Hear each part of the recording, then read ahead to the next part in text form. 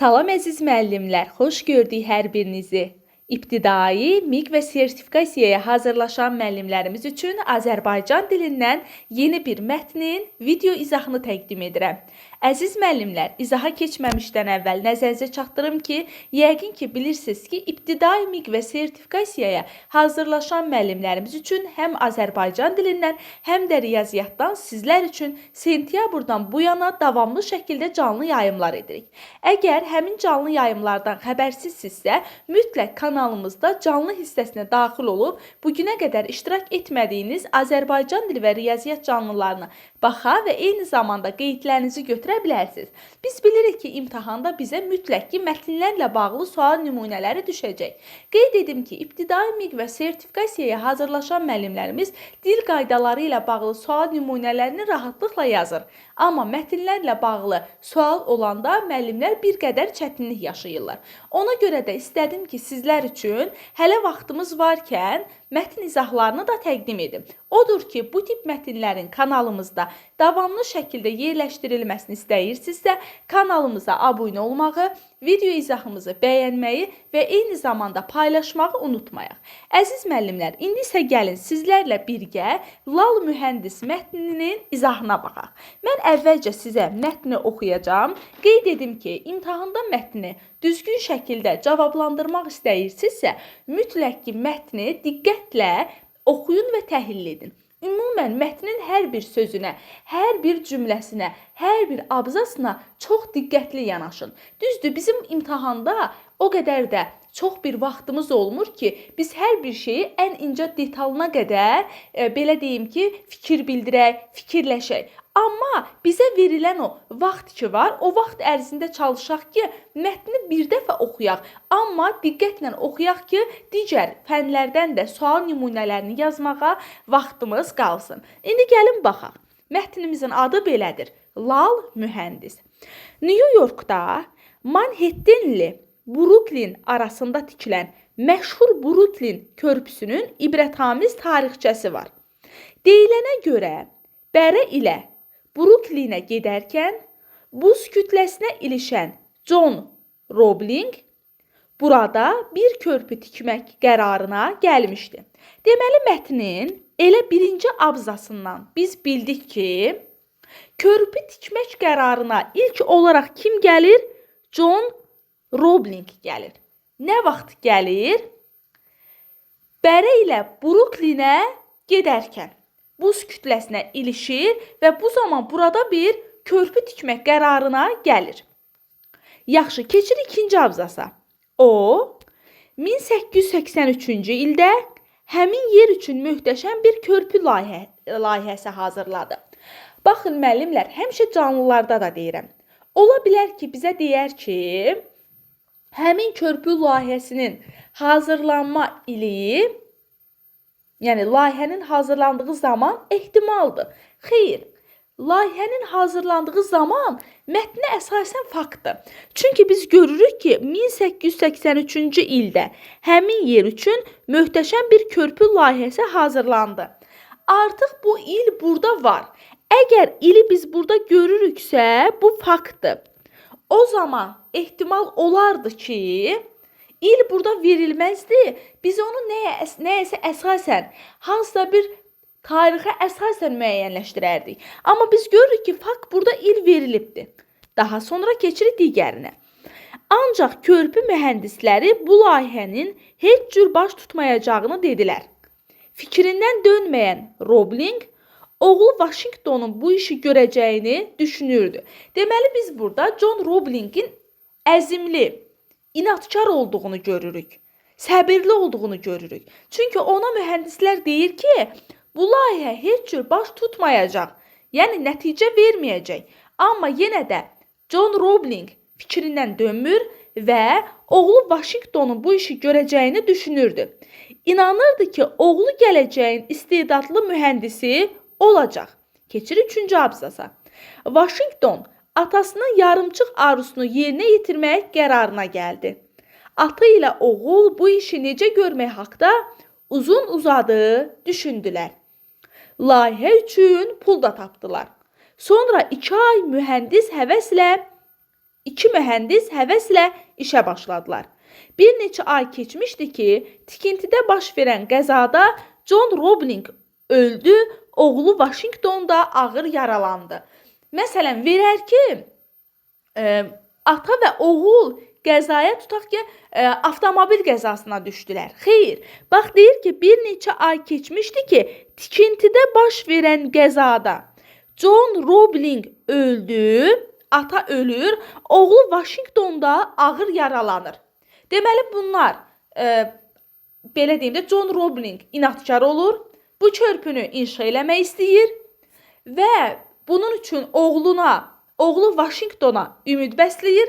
Daha sonra bunlar uzun-uzadı düşünürlər, layihə üçün pul tapırlar və iki mühəndis həvəslə işə başlayırlar. Və bir neçə ay keçəndən sonra tikintidə baş verən qəzada ata ölür, oğlu Washington da ağır yaralanır. Keçirin növbəti abzasa. Onlar olmadan nöqtələr, onlar olmadan körpünü tikmək mümkün değildi. Hamı fikirləşirdi ki, iş yarımçıq qalacaq. Washington danışa və hərəkət edə bilməsə də ağlını itirməmişdi. Bir gün xəstəxanada ağlına bir fikir gəldi. Bircə barmağını tərpədə bilirdi. Onunla həyat yoldaşına toxundu. Xeyli cəhddən sonra fikirlərini barmağı ilə ifadə etməyi bacardı. Sonra körpünün tikilişi ilə bağlı göstərişlərini həyat yoldaşına başa sala bildi. Deməli, atası John Roebling ölür. Öləndən sonra oğlu Washington ağır yaralanır və xəstəxanaya düşür. Ağlını itirmir, şu özündə olur. Sadəcə hərəkət eləyə bilmir. Bircə barmağı ilə yoldaşına toxunur və körpünün layihəsi tikilişi barədə yoldaşını başa salır. Yoldaşı da onun tapşırıqlarını mühəndislərə çatdırır. Düz 13 il boyu bircə barmağı ilə dediyi tapşırıqlar işə yarayır. 13 il, deməli körpünün tikintisi layihəsi 13 il çəkibdir. Mühəndis Washington əzmi və iradəsi ilə atasının başladığı işi tamamlayır. East River çayı üzərində yerləşən nəhəng Brooklyn körpüsü iki bölgəni bir-birinə birləşdirdi. O həmin dövrdə dünyanın ən uzun asma körpüsü və poladdan tikilən ilk körpü oldu. Mənə elə gəlir ki, artıq mən mətni oxuduqdan sonra siz mətnin adının niyə Lal mühəndis olduğunu bildiniz. Çünki burada biz gördük ki, Washington danışmadı. Yəni əslində bu Lal mühəndis Washingtondur. O danışmadı və bircə barmağı ilə 13 il müddətində o körpünün inşasını, layihəsini belə deyim ki, cızdı və axırda onlar o körpünü 13 il sonra ərsəyə gətirməyi bacardılar. İndi gəlin bu mətnə əsasən verilmiş fikirlərə baxaq. Birinci sualda nə deyir? Deyir ki, verilmiş fikirlərdən mətnin əsas hissəsinə aid olanları müəyyənləşdirin. Müəllimlər, mətndə 3 hissə var. Birinci hissəni əsas hissə götürürük. Bu birinci hissədir. İkinci hissə giriş hissədir. Daha doğrusu, üzr istəyirəm. Burada bunu mən tərsinə yazdım. Birinci hissə girişdir. İkinci əsasdır. Üçüncü nəticədir. Bunu mən həmişə dərslərdə müdavimlərə də deyirəm. Eyni zamanda ödənişli canlılarda da müəllimlərə deyirəm. Birinci girişdir. Hər bir işdə birinci giriş olur. Sonra əsas hadisələrin cərəyan elədiyi əsas nöqtə var. Ən sonunda isə nəticədir. İndi bizə görün nə deyir? Deyir ki, verilmiş fikirlərdən mətnin əsas hissəsinə aid olanları müəyyən edin. Əsas hissə deyir. Gəlin baxaq. Brooklyn körpüsünün ibrətamiz tarixi var. Biz bunu harda gördük? Deyir ki, baxın, New Yorkda Manhattanli Brooklyn arasında tikilən məşhur Brooklyn körpüsünün ibrətamiz tarixçəsi var. Müəllimlər, biz bunu ilk abzasda gördük. Yəni, bu nəyə aiddir? Giriş hissəyə aiddir. Biz bunu əvvəldə gördük. Ona görə variantlardan biri çıxırıq. Bu nəyə aiddir? Girişə aiddir. Oğul atasının arzusunu yerinə yetirmək qərarına gəlir. Bəli, artıq bu nədir? Əsas hissədir. Biz bunu nə girişə götürə bilmərik. Bu giriş hissəyə aid deyil. Nə də nəticəyə götürə bilmərik. Nəticədə körpü hazırdır. Əsas hissədə oğul atasının arzusunu yerinə yetirmək qərarına gəlir. Deməli, bu nədir? Əsas hissədir. Əsas hissə. Bizə də deyir, mətnin əsas hissəsinə aid olanlar seçin. Hadisələrin cəryan elədiyi məqam əsas hissədir. Cavabımızın biri 2-dir. John Robbins qəzada vəfat edir. Bəli, əsas hissədə vəfat edir. Deməli, tikintidə qəza baş verir. Bu nə girişdə deyil. Girişdə belə bir məqamı görmədi. Sadəcə gördük ki, John Robbins Bəri ilə Brooklynə gedərkən buz kütləsinə ilişir və körpü tikmək qərarına gəlir. Biz bunu harda gördük? Giriş hissədə gördük. Nəticədə də ata yox idi artıq. Ata ölmüşdü. John Robbins artıq vəfat eləmişdi. Nəticədə John Robbins'i biz görmədik. John Robbins'i biz harda gördük? Hadisələrin cəryan elədiyi əsas nöqtədə gördük. Ona görə burada əsas yazırıq. Deməli 2, 3. Poladdan tikilən ən uzun asma körpü Brooklyn'dir. Biz bunu harda gördük? Biz gördük ki, nəticədə yazır. East River çayı üzərində yerləşən nəhəng Brooklyn körpüsü iki bölgəni bir-birinə birləşdirdi. O həmin dövrdə dünyanın ən uzun asma körpüsü və poladdan tikilən ilk körpü idi. Bax, həmin bu 4 ki var, 4 nəticəyə aiddir. Lal mühəndis yoldaşına göstərişləri verir. Hadisələrin cəryan elədiyi nöqtə hardaydı? Əsas hissədə.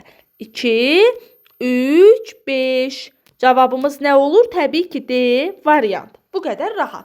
Əgər əsası, girişi, nəticəni qarışdırırsınızsa, mən müdavimlərə belə deyirəm. Deyirəm, qoşulursunuz hazırlığa. Bu sizin giriş hissənizdir. Sonra imtahana az müddət qalmış, başlayırsınız oxumağa, çalışmağa. Bu hadisələrin cəryan elədiyi əsas hissədir. İmtahanı verirsiniz, bal toplayırsınız, bu artıq nəticə hissədir. Mətndə də elədir. Birinci giriş hissədir, ikinci hadisələrin cəryan elədiyi əsas hissədir, üçüncüdə də nəticə sonluqdur. Cavab oldu D variantı. Sonra keçirik ikinci sualı. Deyir ki, hansı nümunə mötərizə daxilində verilmiş ifadənin mətndəki mənasına uyğundur?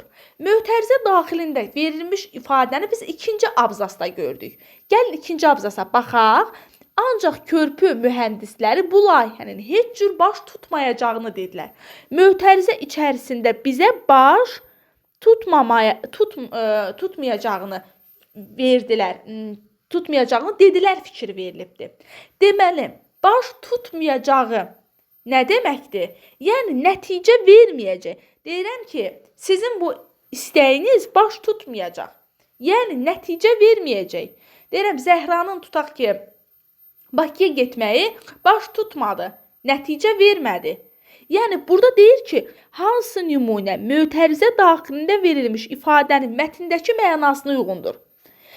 İndi ancaq körpü mühəndisləri bu layihənin heç cür baş tutmayacağını, mətndəki mənasına nə uyğun gəlir, nəticə verməyəcəyini dedilər. Yəni, bayaq mən dedim, Zəhranın Bakıya getməyi baş tutmadı. Əslində, o buna uyğun gəlməyəcək. Mənim o çəkdiyim nümunə. Çünki bizə deyir ki, hansı nümunə mötərizə daxilində verilmiş ifadənin mətndəki mənasına uyğun gəlir. Başa düşdünüz? Mətndəki mənada da gördük ki, baş tutmayacaq, yəni nəticə verməyəcək. Cavabımız olur B variantı. Özüm belə çox dərindən izah eləməyə çalışıram ki, mətndən ümumən anlayışı olmayan hər bir şəxs bu mətnin izahına baxanda artıq bütün belə deyim, fikrini mətnə versin və gözü açıq olsun. Yaxşı, getdik üçüncü suala. Üzərində rəqəm qoyulmuş ifadələrdən məcazi mənada işlənənləri seçin. Üzərində rəqəm qoyulmuş deyəndə təbii ki, mətndə sözlər olur və üzərlərində rəqəm olur. İndi gəlin, mən indi mətn yanımdadır, oradan oxuyacağım. İndi əvvələ qayıtmıram ki, ekran qarışacaq. İndi mən oxuyuram. Deyir, üzərində rəqəm qoyulmuş ifadələrdən məcazi mənada işlənənləri seçin. Deməli, deyir ki, görək burada üzərində rəqəm qoyulanlar hansıdır?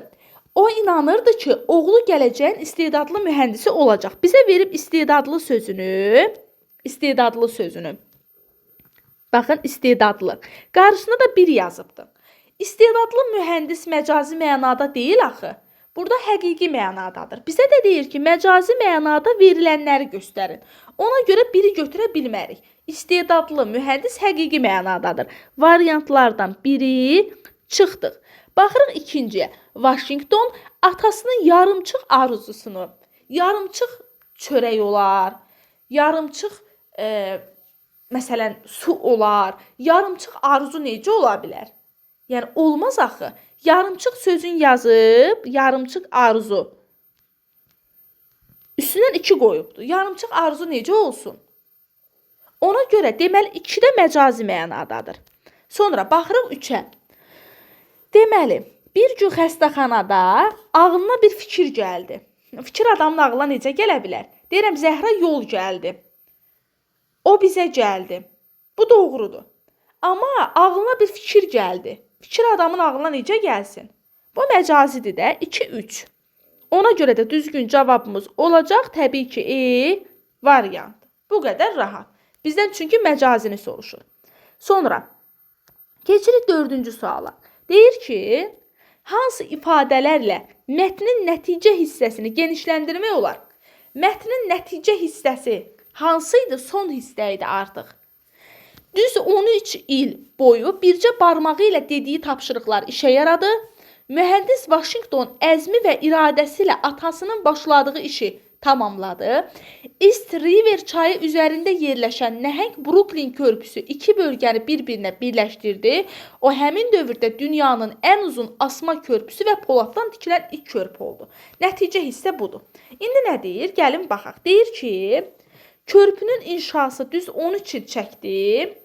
Gəlin baxaq. Xeyr, yəni bundan biz nəticə hissəsini genişləndirə bilməyəcəyik. Yəni körpünün inşası düz 13 il çəkdi. Bu zaten var da, deyir düz 13 il boyu bircə barmağı ilə dediyi tapşırıqlar işə yaradı. Bundan biz mətnin nəticə hissəsini genişləndirə bilməyəcəyik. Bizə genişləndirmək deyir, qısaltmaq demir. Bir variantdan çıxırıq. Körpü East River çayının üzərindədir. Elə burada yazıb da East River çayı üzərində yerləşən nəhəng Brooklyn körpüsü. Mən bununla da nəticə hissəni genişləndirə bilməyəcəm. Bu da yararsız olacaq. Bundan nəyi genişləndirim? Onsuz da bu hissə mətndə var. İkinci də variantlardan çıxırıq. Brooklyn körpüsünün qüllələri uzun bir müddət ABŞ-ın ən hündür memarlıq abidəsi oldu. Bəli, deyir ki, East River çayı üzərində yerləşən nəhəng Brooklyn körpüsü 2 bölgəni bir-birinə birləşdirdi. O həmin dövrdə dünyanın ən uzun asma körpüsü və poladdan tikilən ilk körpü oldu. Brooklyn körpüsünün qüllələri uzun bir müddət ABŞ-ın ən hündür memarlıq abidəsi oldu. Mətnə verilənlərin ardınca bunu yazıb mətnin bu hissəsini genişləndirmək olar. 3. Körpünün asılqanları polad və məftildən düzəldilmişdi. Bəli, həmin o deyir ki, körpüsü və poladdan tikilən ilk körpü oldu. Körpünün asılqanları polad və məftildən düzəldilmişdi. Yazıb mətnin nəticə hissəsini genişləndirə bilərik. Manhattan və Brooklyn bölgələrinin birləşdirilməsi hökumətin marağına səbəb oldu. Ümumiyyətlə bu nəticə hissədə bununla bağlı heç bir fikir yoxdur. 3-4 düzgün cavab olacaq. Təbii ki, deyil variantı. Sonra baxırıq 5-ə. 5-də nə deyir? Nöqtələrin yerinə hansı fikir yazılsa, tərkib hissələri arasında əlaqə pozulmaz. Müəllimlər, nöqtələrin yeri hardaydı? Deyir ki, John Roebling öldü, oğlu Washington ağır yaralandı. Biz bunu harda gördük? 3-cü abzasda gördük. Baxın, 1-ci abzas, 2-ci abzas, 3-cü abzas. Gəlin qaydaq bura. Səbirli olaq. Bir dəqiqə gözləyin. Qaydın bura ki, siz bu hissəni oxuya biləsiniz. Baxın, görün nə deyir? Nöqtələrin yeri hardadır? Baxın, biz bu abzasda nəyi gördük? Deyir ki, John Roebling öldü, oğlu Washingtonda ağır yaralandı. Qəşəng. Bu hissəni gördük. Eləmi? Onlar olmadan körpünü tikmək mümkün deyildi. İndi bizə deyir ki, nöqtələrin yerinə hansı fikir yazılsa, tərkib hissələri arasında əlaqə pozulmaz. İndi mən elə bir fikir yazmalıyam ki, əlaqə pozulmasın. Tutaq ki, mənim həyatımdan danışırsa, qəfildən tutaq ki, deyir ki, Zəhra müəllimin 2 bacısı, bir qardaşı var. Mənim hələ atamdan, anamdan danışmamış tutaq ki, keçir ki, Zəhra müəllim filan universitetdə oxuyub. Deməli, burada mətnin tərkib hissələri arasında əlaqə pozuldu. Amma mənə deyir, elə bir fikir yazın ki, əlaqə pozulmasın. Gəlin baxaq. İndi deyir ki, John Roebling öldü, oğlu Washingtonda ağır yaralandı. Washington nə danışa, nə yeriyə bilirdi. Nöqtələrin yerinə onu yazacağıq. Onlar olmadan körpünü tikmək mümkün deyildi. Yəni burada, bax bu hissədən sonra A variantının yazılması ən düzgün fikirdir. Yaxşı, indi deyəcəksiniz ki, müəllim, B B-ni nəyə yaza bilmərik? East River çayı üzərində körpü tikintisi baş tutmadı. Düzdür, onlar bir müddət ata öldü, oğul yaralı qaldı. Onun üçün sonra bu körpünün tikilməsi baş tutdu. Sizlə razıyam, amma deyir ki, hansı fikir yazılsa tərkib hissələri arasında əlaqə pozulmaz. Oradan bura keçid axı düz çıxmadı. Başa düşürsünüz? Ona uyğun ən doğru cavab A variantı idi. Ata həmişə oğlunun sözlərinə diqqətlə qulaq asır, onun fikirlərini istifadə edirdi. Bu fikir də var. Sadəcə oradan sonra, onların ölümündən sonra bu fikrin yazılması da düzgün deyil. Körpü üçün çoxlu polad və daş çatmırdı. Hələ bunlar yaralıdır. Biri ölüb, biri yaralıdır. Poladın, daşın nə mənası var? Şəhərlərin qubernatorları körpü tikintisə razı deyildi. Belə bir məsələ mətndə yox idi. Bu da getdi. Yəni, oradan keçidi eləyəcək təbii ki, A variantını. Ümid edirəm ki, bu fikirlər sizə aydın oldu. Keçirik 6-ya. 6-da nə deyir? Biri mətndə təbliğ olunan müsbət keyfiyyətlər içərisində verilə bilməz. Davamlılıq, bəli, davamlılıq var idi ki, onun üçün sonra bir körpünü tikdilər. Möhkəmlik, təbii ki, iradələri var idi. Təbii ki, möhkəmlikləri var idi. Möhkəmlik deyərsən, körpünün möhkəmliyindən söhbət getmir, ha. İnsanın özünün birdən deyirlər, möhkəm ol, o möhkəmlikdən. Ümidli olmaq, bəli, ümidli idilər ki, onlar o körpünü tikə bildilər. Qürurlu olmaq, xeyr, bu mətndən nə ata oğluna qürur eləmir, nə oğul ataya qürur eləmir, nə də digər şəxslər yoxdur ki, bir-birinə qürur eləsinlər. Bu mətndə belə bir təbliğat yoxdur. Bu da getdi. Baxırıq 7-ci suala. Çox sevdim. Bu sualı çox maraqlı bir sualdır. Gəlin baxaq. Nə deyir 7-ci sualda? Mətnə əsasən Euler-Venn diaqramının heç bir xanasına yazıla bilməz. Burada John Roblingin adını veribdi. Robling atanın adını verib. Burada da oğulun adını veribdi. Yəni, gəlin oğul yazım, qısa olsun. Körpü layihəsi hazırlayır ata ilə oğul. Bu, ortaya yazılacaq, ortaya yazıla bilər. Yəni, ata ilə oğulun hər ikisi körpü layihəsi hazırlayır. Bu fikri yaza bilərik, ortaya yaza bilərik. Amma bizə deyir ki, Euler-Venn diaqramının heç bir hissəsinə yazılmasın. Sonra qəzaya düşür hər ikisi. Ata da, oğul da. Bunu da ortaya yaza bilərik. Körpü inşası zamanı yaxınından kömək alır. Bu fikir sizi çaşdırmasın. Bəli, təbii ki, ata oğlundan kömək alır da. Körpü inşası zamanı. Ata oğlundan kömək alır. Hətta oğul da yoldaşın başa salır, onlardan kömək alır. Bunu da götürə bilərik. Ata oğlunu gözləyir ki, oğul böyüyür, mühəndis olur və ata inanır da, deyir, inanır ki, oğlu gələcəyin istedadlı mühəndisi olacaq. Washingtonda böyüyür, atasının yarımçıq qalan arzusunu yerinə yetirir. Ata elə oğuldan kömək alır da. Bunu da gördük. Qəzada vəfat edir. Təbii ki, John Robling ata qəzada vəfat edir. Bu da doğrudur. Körpü tikintisinə əvvəlcə soyuq qarşılıq xeyir. Nə oğul, nə də ata körpü tikintisini soyuq qarşılamır. Əksinə, hər ikisi, yəni möhkəmlilik, davamlılıq, əzimlik, iradəli, ümidli olmaq kimi yüksək, belə deyim ki, xüsusiyyətləri, müsbət xüsusiyyətləri özlərində sərgiləyirlər. Yəni, burada da cavabımız olacaq D variantı ki, heç birinə aid edə bilmərik. Müəllimlər, mətn izahımız bu qədər. Ümid edirəm ki, bu mətnin izahı azacıq da olsa sizlər üçün faydalı oldu. Əgər faydalıdırsa, rəylər bölməsində qeyd edin. Nəzərinizə çatdırım ki, sabah 23 dekabrdır. Bizim ilk təlimatlandırıcı dərs günümüzdür. Yeni açılan qrupdan təbii ki, əgər siz də ibtidai MİQ və sertifikasiyaya hazırlaşırsınızsa, 7 ay Azərbaycan dilindən, 7 ayda riyaziyyatdan sıfırdan açılan qruplarla pulsuz şəkildə hazırlaşa bilərsiniz. Yalnız bircə dəfə ödəniş ödəməklə. Sabah 23 dekabr artıq bir ayda qeydiyyatımız davam edir. Sabah qeydiyyat yekunlaşır.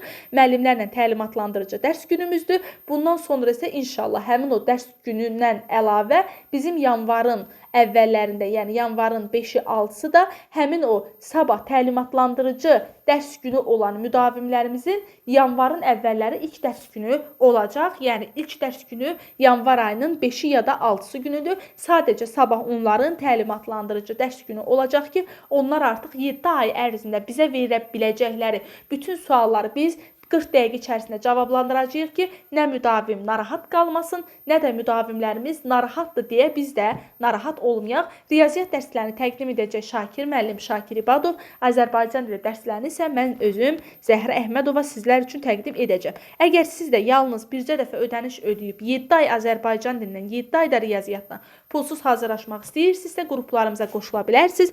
Bunun üçün 050 505 1246 nömrəsinin WhatsApp-na yazaraq sabah, yəni 23 dekabr günorta saatlarına qədər qeydiyyatdan keçə bilərsiniz. İzahımız bu qədər. Sağ olun.